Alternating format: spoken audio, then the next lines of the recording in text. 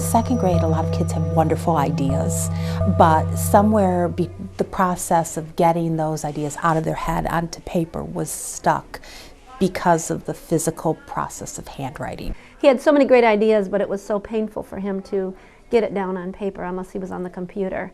He is a child who never wanted to draw.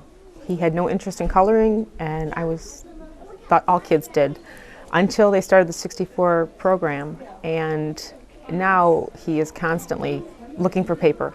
We're going to start with the shape that you already know, which is that flying potato.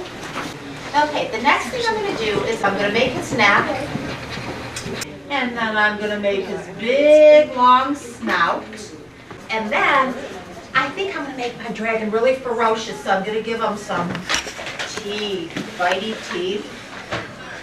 Well, Project 64 really helped me through drawing. It's helped me with my printing and blending colors, making him more like stand out.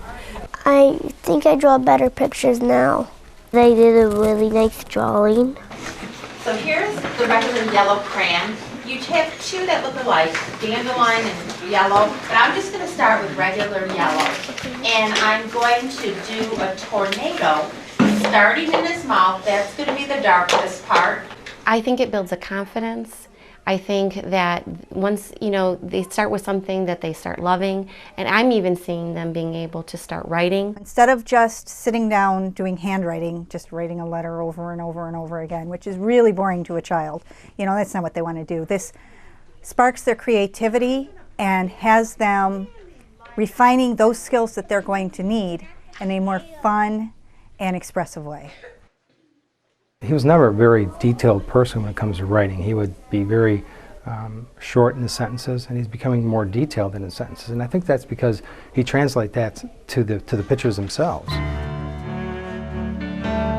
I'm seeing greater details. I am seeing, instead of just a tiger, I am seeing a tiger, a dandelion, and a scarlet tiger. One of my little kids came up and said, I used to think this was army green, and I didn't realize it was asparagus. It has been a wonderful tool. I think that this concept should be implemented in a lot of other schools. The confidence that they have when they're drawing it's great. Remember, coloring once, coloring twice, vacuum the edge.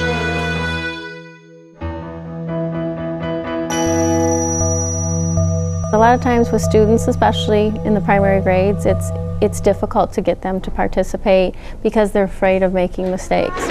I'm going to look at your first new color today, goldenrod. Now they want to draw. They want to experiment with the colors, experiment with shading, blend some of the colors together, which they didn't do before. They're not afraid to take chances. They're not afraid to make mistakes.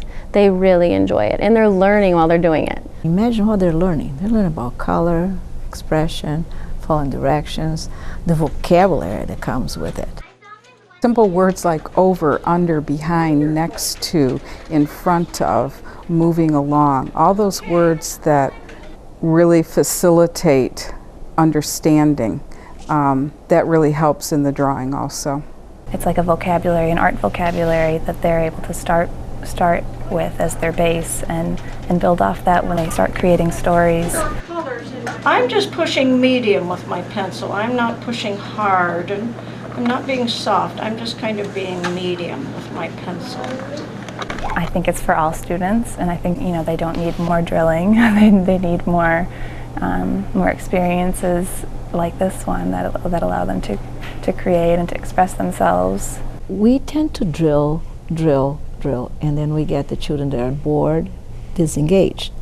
The nature of this project is high engagement. Oh, I like that color. That is my blue azul. I think they start to see themselves differently. The confidence that it builds, because what they draw is incredible. This beautiful picture they do in Project 64, and I asked him about this picture, the first one. He's like, what is that? And he told me, that's a dragon warm it up a mouse because it's so cold. We go to gym once a week. That's about it. They don't have any other outlets like maybe they used to have in years past because of budget cuts. But right now they do. They have Project 64 and they look forward to that. We know that we will not lift children from poverty if we do not afford the children the same opportunities through art, music, organized sports that we have in the suburbs. The students enjoy it, the teachers enjoy it, and I believe it is a valuable learning experience for all of us. I can't wait to lead it next year with my class.